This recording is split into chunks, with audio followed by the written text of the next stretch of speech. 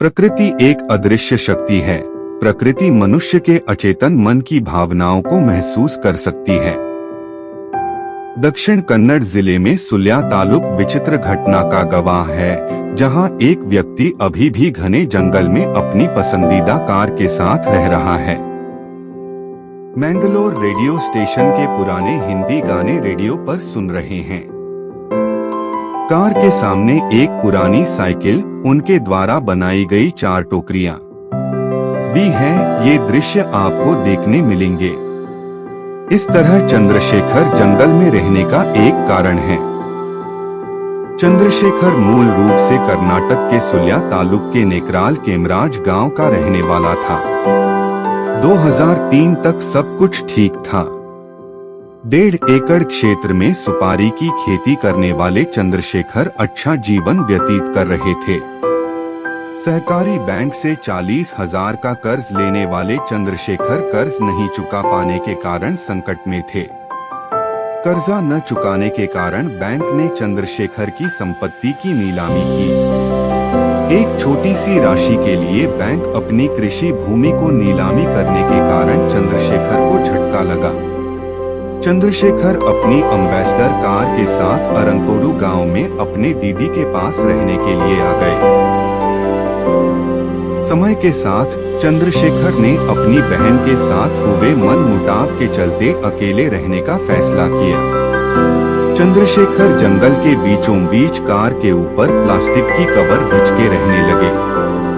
हालांकि चंद्रशेखर जंगल में अकेले हैं, जिनके पास कोई बुनियादी संसाधन नहीं है, फिर भी वो किसी से कोई मदद नहीं ली।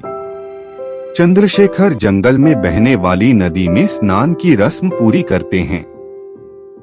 वे जंगल में मिलने वाले जंगली पेड़ों से टोकरियां बनाते हैं और उन्हें समुद्र तट पर एक दुकान में बेचते हैं और चावल और चीनी खरीदते हैं। चंद्रशेखर के लिए वो कर ही सब कुछ है।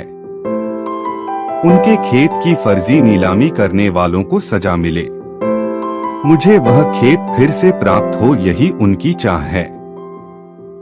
जैसा ही चंद्रशेखर जंगल में एकांत रहने के बारे में जिलाधिकारी को पता चला, वो खुद चल के उनके पास पहुँचे और उनको रहने की सुविधा उपलब्ध कराया। लेकिन जगह पसंद न आने के कारण वो फिर से जंगल में वापस आ गए। चंद्रशेखर की कार तक जंगली और हाथी, शेर, तेंदुआ, जंगली सुअर, ऐसे कहीं जंगली जानवर आके गए हैं।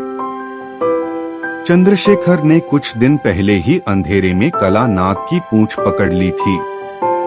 हालांकि इतना सब होने के बावजूद वो जंगल छोड़ने से मना करते हैं। चंद्रशेखर जंगल में है, लेकिन प्रकृति को कभी ठेस नहीं पहुंचाया। जंगल में एक भी पौधा नहीं कटा। जंगली बेला का उपयोग टोकरी बनाने के लिए उपयोग करते हैं। इसी कारण वन विभाग ने चंद्रशेखर को जंगल में रहने की इजाजत दे दी है। मैं जंगल में पेड़ काट के वन विभाग ने जो मुझ पर रखा हुआ विश्वास को नहीं तोड़ूंगा, ऐसे कहते हुए चंद्रशेखर ईमानदार रहे हैं। चंद्रशेखर के पास भले ही आधार कार्ड नहीं है, लेकिन अरंतोड ग्राम पंचायत ने कोरोना की वैक्सीन दे दी है।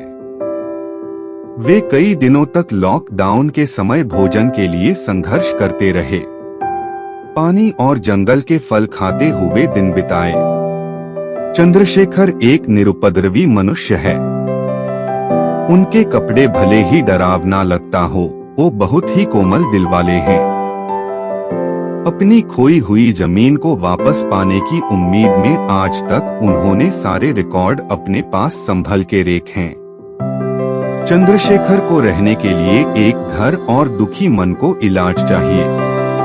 नागरिक समाज के साथ रहने के लिए चंद्रशेखर को मानसिक रूप से मदद की आवश्यकता है।